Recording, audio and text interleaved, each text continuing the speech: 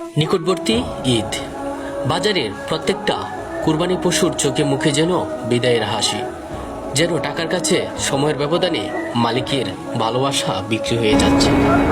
আর মনে হয় আমার মালিকের চিরচেনা গোয়ালঘরে আর পেরা হবে না। মালিক, তুমি ভালো থেকো, আমার বিদায় নেওয়ার পালা। জানি না ক্রেতারা আমাকে কোন অচেনা জায়গায় নিয়ে যায়।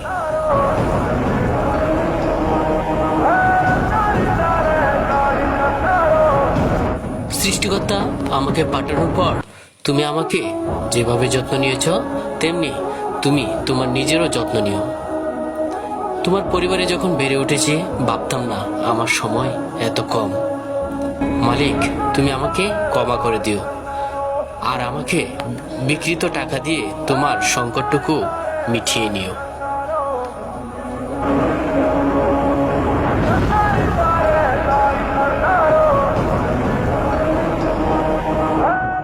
এতক্ষণ ছিলাম